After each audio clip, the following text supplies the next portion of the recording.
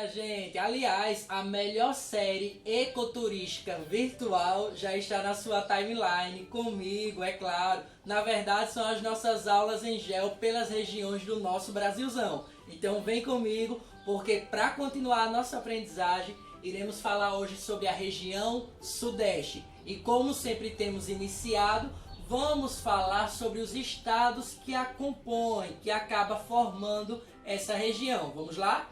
Temos o estado do Espírito Santo, Minas Gerais, Rio de Janeiro e São Paulo. Estamos falando da região mais populosa do nosso país. Uau! Então fica comigo. Sobre o relevo nós temos os planaltos, as serras, depressão, planícies litorâneas e interiores, os tabuleiros costeiros e as chapadas. Quem já assistiu a videoaula que eu disponibilizei sobre o relevo brasileiro já sabe que as serras, entre as mais conhecidas, nós temos as serras do mar, exatamente porque esse tipo de relevo, eles são regiões, áreas na verdade bastante elevadas e acidentadas, formadas por rochas de diversas naturezas, tá? Então, consequentemente, a mais conhecida que nós temos é as serras do mar, e ela fica localizada justamente onde? Na região sudeste. Além do mais, nós temos as chapadas do Rio São Francisco. Se você quer saber que chapada é essa, na verdade, corre que o vídeo já está disponível e pronto para você assistir. Somado a isso, nós temos aqui as planícies litorâneas e interiores, que na verdade são conhecidas como baixadas, e a baixada mais famosa e mais conhecida também é a Baixada Santista. Somado a isso, minha gente, nós temos a depressão sertaneja do Rio São Francisco. Tudo isso está justamente nas nossas aulas em gel que eu gravei falando sobre o relevo brasileiro. Tá curioso? Corre lá! Dando continuidade, vamos falar um pouco sobre as bacias hidrográficas, as águas que tem nessa região, a região sudeste. As principais bacias são a Bacia do Paraná, Bacia do São Francisco, olha o velho Chico onde está também, e as bacias do leste, sudeste e sul. O interessante é que essas bacias, elas são formadas por rios que são chamados de rios de planalto. Que tipo de rios são esses? Olha só, esses rios, na verdade, eles têm um grande potencial para a produção elétrica, ou seja, de energia. Contudo, não são, como é que eu posso falar, essenciais, fundamentais ou possibilitam a navegação. São bons para a produção de energia, mas ruins com relação à navegação, beleza? Esses são os rios de planalto. Sobre o clima, nós temos o tropical continental e o tropical de altitude, tá? Falar sobre esse clima é também falar sobre as chuvas orográficas. O que são chuvas orográficas? É o seguinte, nós sabemos que quanto mais a área é elevada, mais a temperatura é o que? Baixa. Quanto mais a região for baixa, mais a temperatura será elevada. Então se liga aqui, nós estamos falando aqui do relevo, tá? Então, o relevo, quanto mais alto for, tá? Consequentemente a temperatura é o que? Baixa. Aí o que é que acontece? Os ventos marítimos querem entrar na região. Aí o que é que acontece? Esse relevo acaba se constituindo como uma espécie de barreira natural. Então os ventos, eles acabam meio que se congelando, se resfriando. E por um processo que a gente fala de condensação, o gasoso, tá? A água no seu estado gasoso, ela vai se transformar em quê? Em líquido. Então há essa transformação do estado gasoso para o líquido. Consequentemente, essa água ela vai se precipitar em forma de chuva. Então, por isso que nós temos aqui as chuvas orográficas, beleza? Para a gente já finalizar, temos aqui a vegetação. O interessante é que nessa área, devido à grande população, ao grande desenvolvimento econômico, a vegetação nativa ela foi devastada em um longo processo. Com isso, foi necessário a criação de algumas reservas. A mais conhecida que nós temos são as reservas nas serras do Mar e da Mantiqueira, tá? Mas é possível a gente ainda encontrar uma área de transição entre o Cerrado e a Caatinga, principalmente lá em Minas Gerais.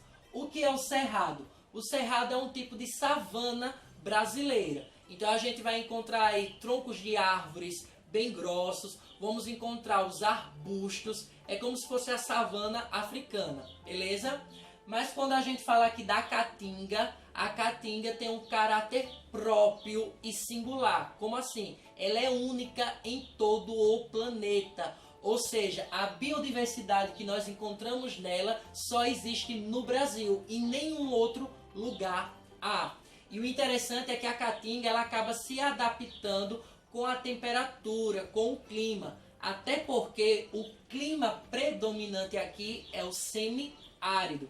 E a gente já viu que o semiárido é caracterizado pela grande seca e principalmente pela falta de chuva. Chuva escassa ou irregular, tá certo? Então, no período do inverno, as folhas verdes e as flores, elas voltam a brotar, tá? Então, é um tipo de bioma único no mundo, tá? E que, consequentemente, nós temos aqui no nosso Brasilzão. O maior cuidado para cuidarmos.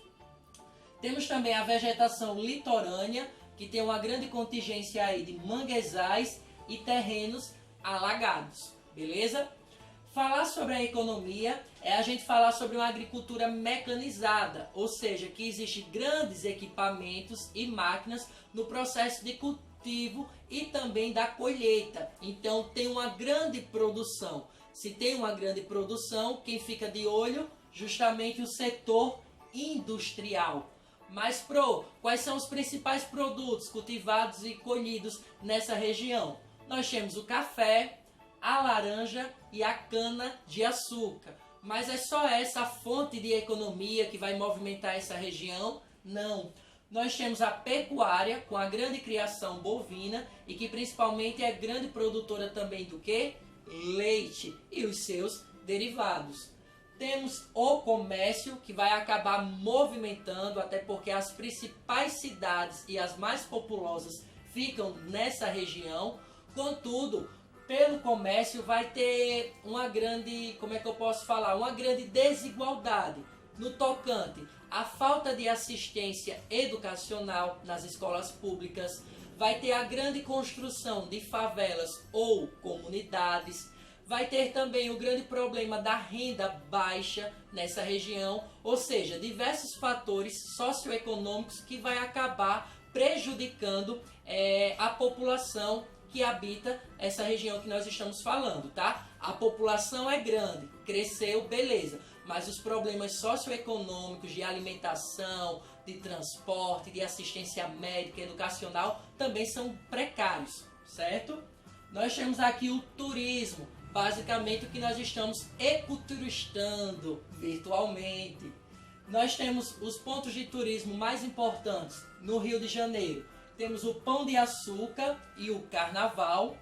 Cidades de Ouro Preto, Mariana e Sabará, em Minas Gerais, são cidades históricas onde principalmente as pessoas escravizadas que vieram lá do continente africano acabaram trabalhando, sabe, de forma brutal e desumana, como qualquer outro trabalho que eles acabaram desenvolvendo, principalmente problemas também respiratórios, porque eles estavam lá na mineração sem nenhum tipo de proteção ou equipamento devido, certo?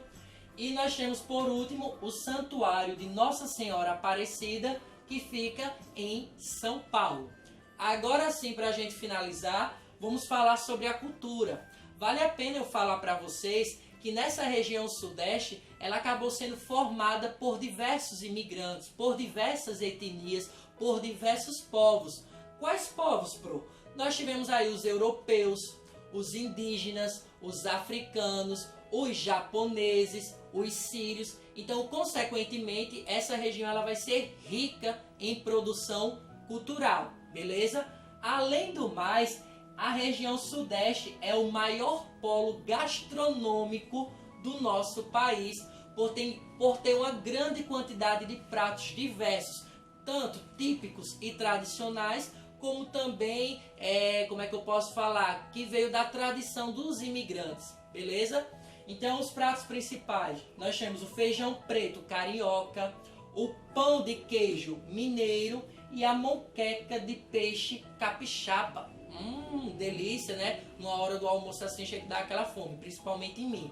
E por último, nós também temos a grande influência, a grande importância, a grande diversidade cultural no sentido ou no estilo dançante. Ou seja, temos aqui a dança destacando-se também dentro desse cenário cultural na região sudeste com o funk carioca e o samba.